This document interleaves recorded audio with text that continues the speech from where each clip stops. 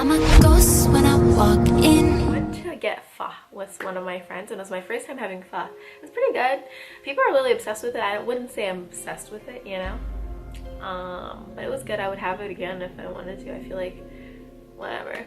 But besides that, my friend was telling me this story, and I thought I'd share it with you guys and ask you guys what you guys would do in this situation. So she met this guy at her friend's baby shower, right? One of her friends she's known for like 5 years, and he was the guy who photographed her friend's like pregnancy shoot or wedding shoot, I forget, right? And she's like, oh, would you, like, he asks her if she wants to like go out and do a photo shoot with him as well, and she's like, oh yeah, cool, I can get a great Facebook photo out of this, right? Because we're in that day and age now where we think about Facebook profile photos as like a photo shoot opportunity. And so she decides to like meet up with this guy, you know. She meets up with him in this park and picks him up from a pizza spot nearby in her car, because he said it was to be hard to find each other in this large, like, you know, expansive park, which I guess makes sense, whatever. And so they go out into the they walk into this forest park thing, right? Because LA has so many of these, or the California area. SoCals. And they go in, and he decides to say, okay, so they're taking photos, whatever, she's posing, you know, getting cool photos, she's liking the experience. He goes, okay, I'm gonna tell you, so to get my clients really comfortable with me, I usually tell them something personal, and they tell me something personal, and it makes us like more, you know, comfortable with each other, and that allows for a greater like photo shoot. No, whatever, you know, it allows for a better photo shoot if I know you personally, you feel more comfortable, you know, and I feel more comfortable with you, whatever. She's like, okay. She tells her something personal, but not too personal, about like her life, right? And he chooses to tell her that he's a psychopath. He's a psychopath. He's a psychopath. He's a psychopath. So obviously she's like, you're what? And he's like, yeah, I'm a psychopath. I do really well reading people. That's just like how I interact with people. I read them really, really well. And so now she's like freaking out because she's in the middle of a forest with no one around, with a guy who also, did I mention, brought a Chinese sword as a prop because he wanted to supposedly photograph her with it, and also mentions the fact that his ex-girlfriend stabbed him and showed her the scar, and then tells her that he's a psychopath. Like, excuse me? Like, if you know me, you know I'm obsessed with like serial killers and psychopaths and sociopaths. I'm like really interested in them academically and just like learning about them and learning about the psychology behind killing. I know that's really weird. It's one of my quirks, yeah, now love me or hate me. No, but seriously, so, but I wouldn't want to be stuck with one in the middle of nowhere. So apparently he goes on to tell her that he's like kind of cut off his family, and he doesn't really do emotions and doesn't get attached to people, all after telling her he's a psychopath, which makes sense. That's like what psychopaths are. And he like kind of puts it in the guise of, this is the difference between a psychopath and a sociopath. He asks her that question and then proceeds to tell her the information about him and the fact that he's trying to find people to replace his family, and mentions to her that the girl that she knows that he took photos of is replacing his sister, basically, because his family just wasn't a great situation. So obviously she's freaking out now because they're really in the middle of nowhere and doesn't know what to do because she doesn't want to like get on his bad side, because if you know anything about psychopaths and sociopaths, they have no emotion. So if you piss them off, you really don't know what they're gonna do to you, because begging won't help you. You can't plead with them. You can't pull at anything that will make them stop, because they have no emotion. They do not care about anything except what they want to do, you know? So you want to be on their good side.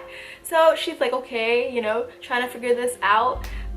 Gets a phone call from her grandmother. So she's talking to her grandmother, and he's like, oh, she's Russian. He's like, oh, you get really like have an intense face when you start speaking in Russian. I really want to capture that, and da da. And so then they like are moved. So she's trying to get them to move towards people, right? So they're moving towards people, blah blah blah. Eventually she gets to a clearing near like water or something, and he's like, okay, I want you to spin around and wherever I tell you to stop is the area we're gonna walk towards.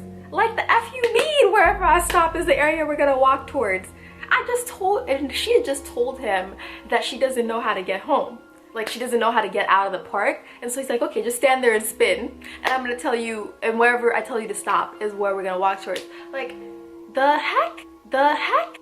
The heck? What? I'm trying to get out of here. So she's like freaking out. So she's like, okay, I saw people in a certain direction, so I would slow down when I was spinning towards that section, so that when he told me to stop, I was pointing towards that section.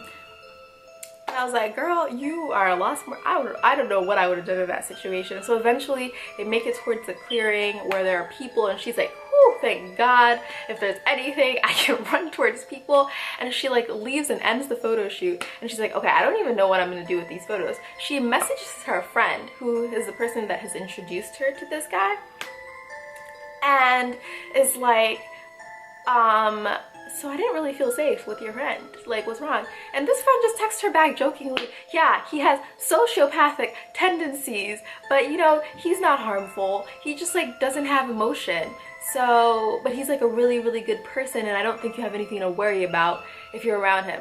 Excuse me? Okay, now you're calling him a sociopath. He called himself a psychopath. Either of those things are not great things. Where in your mind is it okay for me to like hang out with a sociopath or a psychopath in his mind? Because now there's a confusion about which one he is, neither of which is a good thing to be for me to be alone with as a female. So she's like, what the heck am I supposed to do? This guy has messaged her these photos, right? And she hasn't opened the Facebook message because she just like doesn't want to have to interact with him. Like, she doesn't know what to do about the situation. Like, does she open the Facebook photos? Because she doesn't want to be on his bad side, right? Because he's a psychopath, sociopath, depending on who you ask currently. But she doesn't want to like interact with him because that just like puts her in almost harm's way, because you never know like when she'll like do something that's not to his liking, and then he'll like do something crazy to her. And I really don't want to lose my best friend, one of my best friends, because we've been friends since middle school. So yeah, tell me what you think about that story and what you would do in that situation. Should she open the Facebook photos? She got really cool photos from it. So tell me if she should open the Facebook photos or not. Like, what would you have done in that situation? Because it freaked me the heck out. Because I'm like really trusting, and I wouldn't know what to do in that situation. Even though I'm like really fascinated by the psychology of those types of people, I don't know if I want to be stuck with them. My friend was like, oh, since you're so obsessed with him, let me give you his contact info. I was like, no thank you. I'm gonna stop you right there. No thank you. I hope to hear your advice and comments down below. Yeah. Ooh, also random fact, I didn't know this, or I didn't, well, it makes sense now, but psychopaths and sociopaths, like the ones that turn into serial killers, a lot of the ways they drag people in or get people to trust them, especially women, is because they're such good photographers, right? Because they can read people so well and get in tune with people so easily. As a result, they're great photographers, because when you can read people and capture moments, you're a great photographer, and that's how they thread people in. So that kind of freaked me out too. I was like, ooh.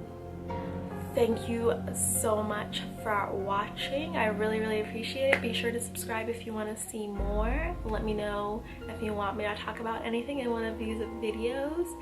And yeah, I'll see you next week. And I heard you good with them soft lips. Yeah, you know what about the square root of 69 is 8 something.